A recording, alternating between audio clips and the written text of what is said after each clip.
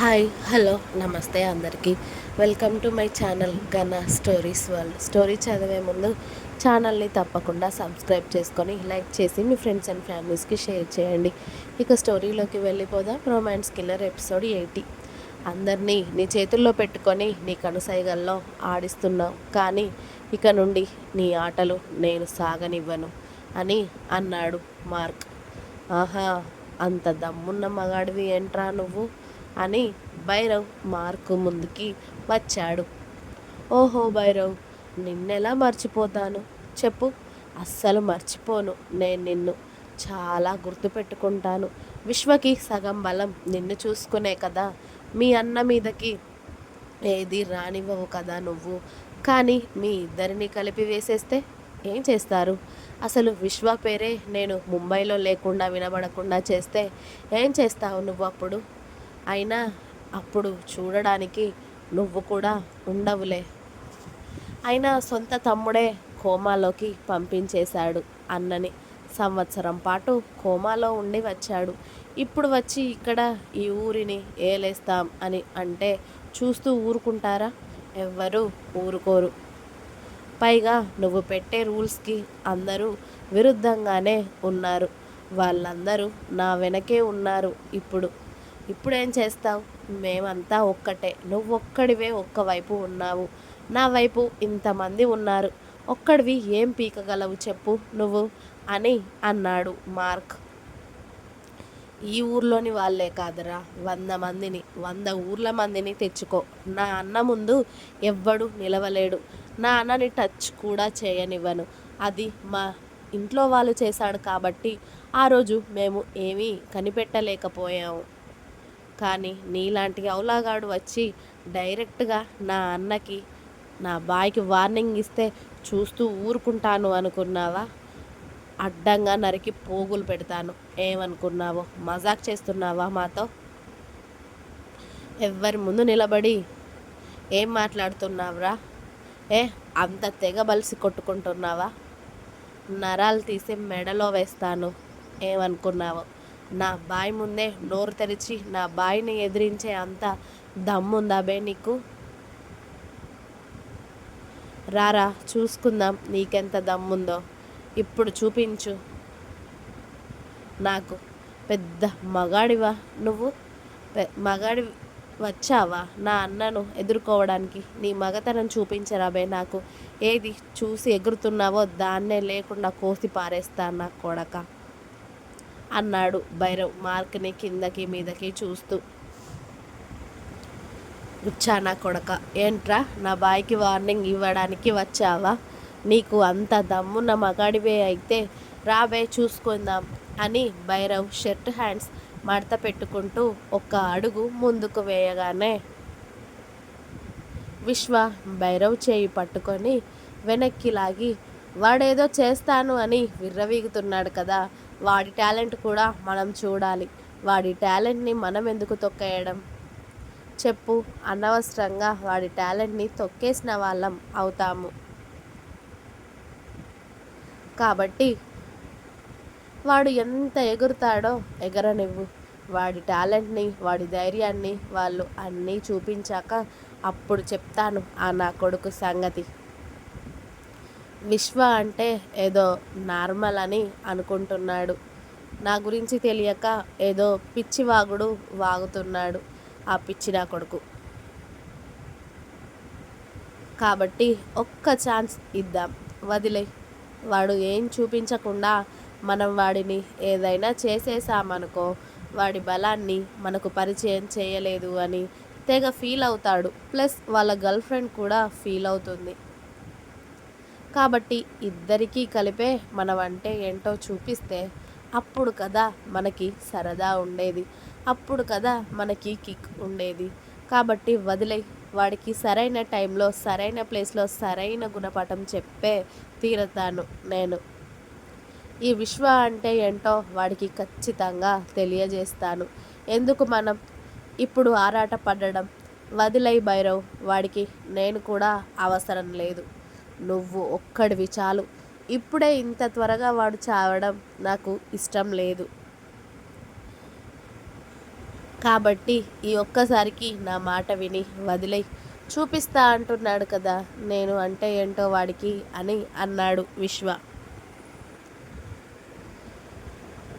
నేనంటే ఏంటో వాడికి ఖచ్చితంగా చూపిస్తాను.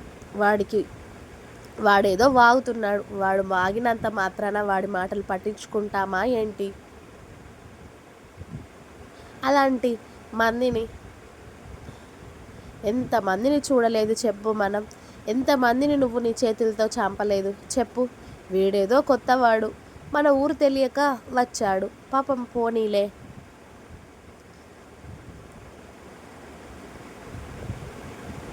బాగా చూపిస్తాను నేను వాడికి మనం అంటే ఏంటో అని భైరవ్ భుజం చుట్టూ చేవేసి, ఇంకా వెళ్దాం పదా భైరవ్.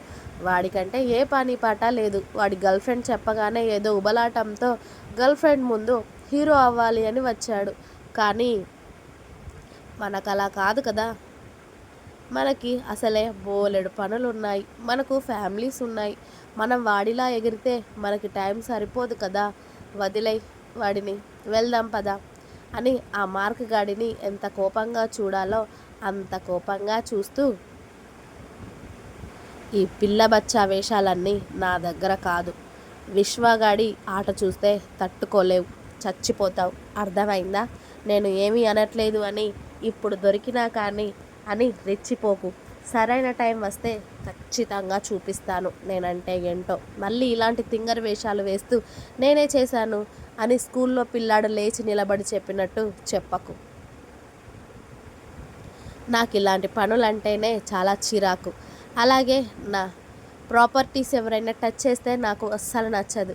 కానీ నువ్వు టచ్ చేసావు, చూపిస్తా, వెయిట్ చేయి, బాయ్, జాగ్రత్త మార్క్ అని భైరవ్ని తీసుకొని విశ్వ కార్ దగ్గరికి వెళ్ళగానే విశ్వ కోసం భైరవ్ కార్ డోర్ ఓపెన్ చేయగానే విశ్వ కార్లో కూర్చున్నాడు. ఇక భైరవ్ కార్ స్టార్ట్ చేసి అక్కడ నుండి వెళ్తూ మార్క్ గాడిని చూస్తూ నాలుక మడత పెట్టి మరీ వాడికి వేలు చూపిస్తూ వార్నింగ్ ఇచ్చాడు భైరవ్. ఏంటి భైరవ్, వదిలేస్తే వాడిని ఇక్కడే చంపేసేలాగా ఉన్నావు కదా. కాస్త పిల్లాడేదో చేయాలని ఆరాట పడుతున్నాడు కదా, ఏదో చేయనివ్వచ్చు కదా. ఎందుకు ఇప్పుడే నీ ప్రతాపం మొత్తం చూపిస్తే దడుచుకొని చేస్తాడు వెదవ అని చిన్నగా నవ్వాడు విశ్వ. నువ్వు వదిలావు కాబట్టి వాడి వాళ్ళ బతికాడు బాయ్, లేకపోతే ఆ నా కొడుకుని ఇప్పుడే వేసేసేవాడిని. వాడు లేకపోతే నీకు వార్నింగ్ ఇస్తాడా బాయ్? మీరు ఇప్పుడు అనండి, ఆ నా కొడుకుని వేసేసి వస్తాను, లేకపోతే నాకు అస్సలు ప్రశాంతంగా అనిపించేలాగా లేదు అని అన్నాడు భైరవ్. వదిలై భైరవ్ అని విశ్వ భైరవ్ ఆఫీస్కి వెళ్తూ, అవును అందులో ఉన్న డ్రైవర్కి అయితే ఏం కాలేదు కదా అని అడిగాడు విశ్వ. లేదు బాయ్, కాస్త చిన్న గాయాలయ్యాయి అంతే, హాస్పిటల్కి తీసుకెళ్లారు మన వాళ్ళు.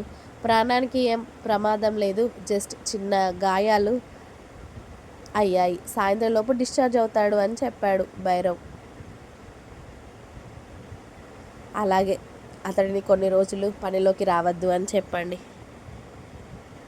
ఆరోగ్యం బాగయ్యేదాకా. అలాగే వాళ్ళ ఫ్యామిలీని చూసుకోండి, వాళ్ళ ఫ్యామిలీకి ఏం అవసరమైనా మన వాళ్ళు కాస్త దగ్గరుండి చూసుకోండి, సరేనా?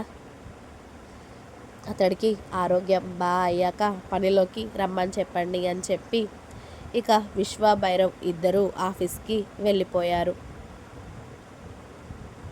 ఇక్కడ భైరవ్ మాటలకి విశ్వ మాటలకి ఫుల్గా కోపం వచ్చిన మార్క్ ఇంటికి వెళ్ళి వాళ్ళని ఏం చేయాలా అని కోపంగా అటు ఇటు తిరుగుతూ ఉంటే హంసిని మార్క్ దగ్గరికి వచ్చి, ఏంటి బేబీ అంత కోపంగా ఉన్నావు?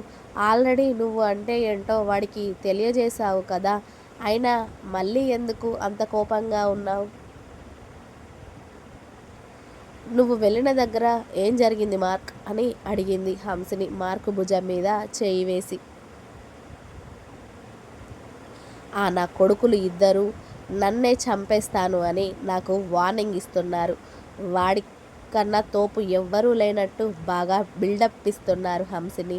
ఖచ్చితంగా నేను ఇది నీకోసమే చేస్తున్నాను, కానీ ఇవాళ వాడు నాకు ఇచ్చిన వార్నింగ్కి ఇది నా ప్రాబ్లంగా తీసుకుంటున్నాను నీకోసం. ఖచ్చితంగా నీ పగ కోసం ఆ విశ్వ ఫ్యామిలీని లేకుండా చేస్తాను హంసిని, నీకు మాటిస్తున్నాను అని అన్నాడు mark.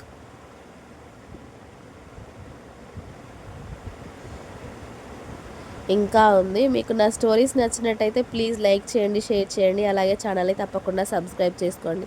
Please subscribe my channel గనా stories world. Thanks for watching my video. Bye bye.